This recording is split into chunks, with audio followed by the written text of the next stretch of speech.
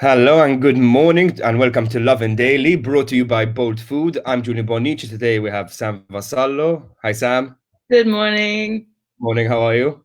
I'm good, thank you.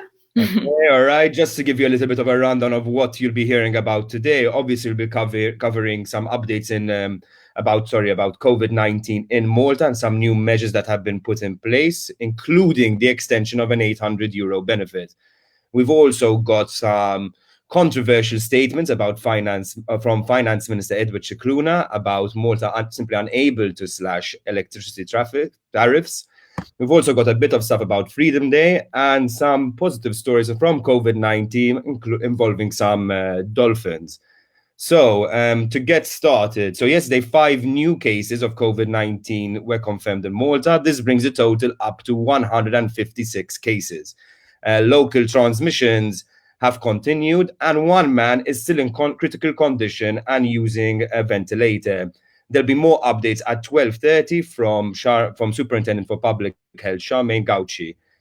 But I think probably the most, not the most important, but probably the biggest news of yesterday, where police will actually now have the power to break up any public gatherings of more than 3 people and actually dish out a €100 fine.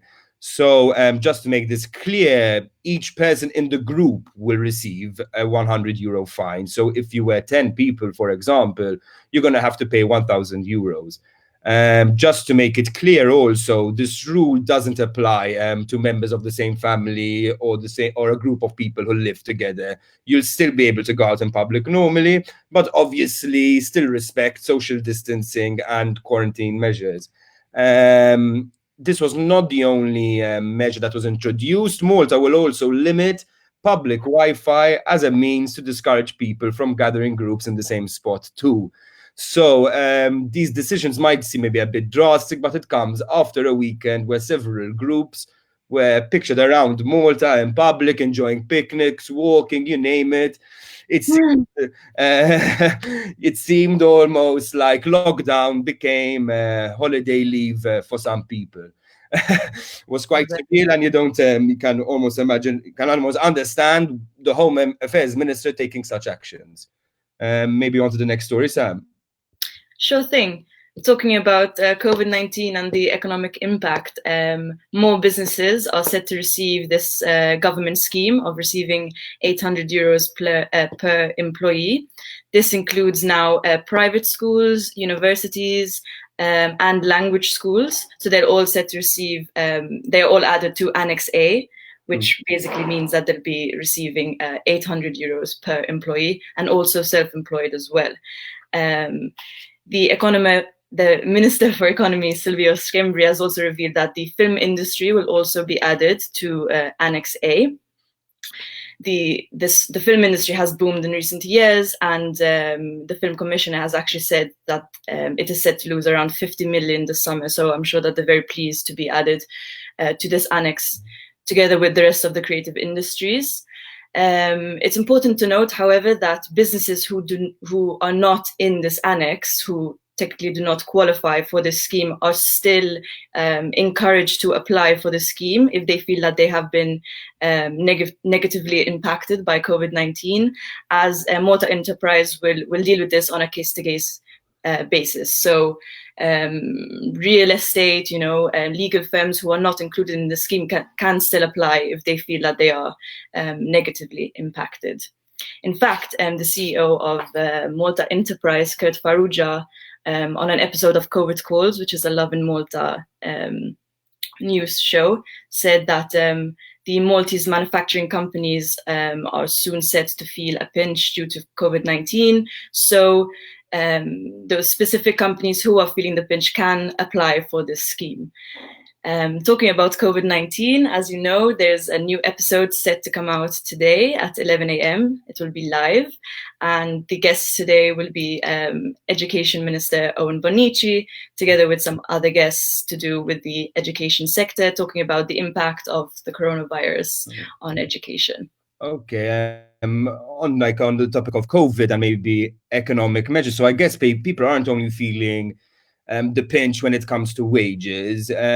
You've also got renewed calls for the government to slash electricity and water bills. This is mostly coming from the PN, as a sort of a proposal to help residents in Malta. However, Finance Minister Edward Scicluna confirmed in a Times of Malta interview that Malta can't just simply slash electricity tariffs because China actually owns a part of Malta. So, for those who don't remember, back in 2014, a Chinese state-owned company called Shanghai Electric Power purchased 33% of Malta, as well as the majority stake of the BWSC station in an investment estimated at around 320 million euro. Then Prime Minister Joseph Muscat and Energy Minister Konrad Mizzi had actually hailed the deal as the one that would bring Malta off its feet and slash the debts it has accumulated over the years. Obviously, this raised concerns that the Maltese government will no longer have complete control over the energy grid. And sort of the PN are sort of indicating that they've almost been proven right by the current situation.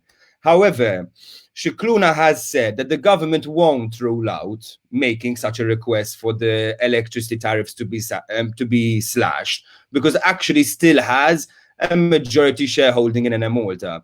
But obviously, he said the decision must also respect public interest and the viability of the company and whatnot. So there's no actual commitment to do so.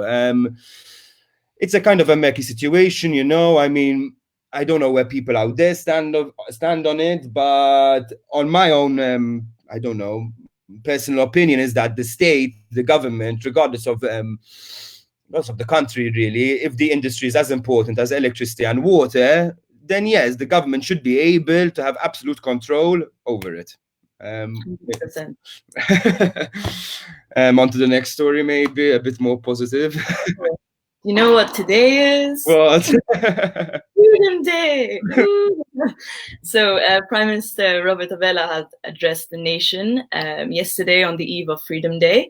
For those who don't know, the 31st of March is the anniversary of the withdrawal of British troops from Malta. Malta was a British colony for around 200 years.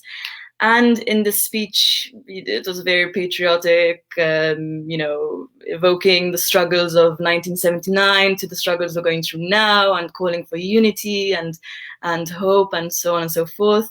What did you think about the speech? I didn't mind it, I just found it, quite a bit funny that in one breath the Prime Minister is talking about unity, but then clearly right behind him is a Labour Party banner. So whether this message of unity really holds water in Malta's always politically partisan climate remains to be seen. For those who wanted to enjoy the public holiday, stay home, follow the message. €100 fine. To move on to maybe something a bit more positive on the subject of lockdown, actually. So while we're all inside on lockdown, it seems that actually some dolphins have begun to make use of all of this free space. So we're going to actually cut to a video, if you don't mind if you don't mind watching. So just give us a moment. Dolphins! Dolphins in the harbor! Look! Dolphins in the harbor! Yes, today, the 30th of March, there. Manuel Island Dolphins, my God, there. Oh my God. That's sweet. I'm also kind of jealous. I live in the area, but I didn't see any dolphins. But if you don't know, it's actually quite a rare sight to see dolphins around Malta in general, but let alone inside the harbour around Sliema Creek, which is usually packed with boats. But it seems with the current pandemic slowing down all activity, they actually came for a little bit of a venture inside the harbour. Obviously, this follows maybe a bit of a pattern of fake news, but actually also legitimate stories of sort of animals returning to towns across Italy, Spain. I mean, maybe sort of shows that if we treated our environment a bit better, we'd see a lot more of it. on that note, that's what we have for today. This program has been brought to you by Bold Food. Just a reminder, you can order Bold Food from anywhere in Malta, and goes and has all the restaurants you love. It's actually even now delivering groceries, so you can go on the Bold Food app, find supermarkets and get your favorite groceries delivered right to your doorstep. So a bit of a lockdown palette.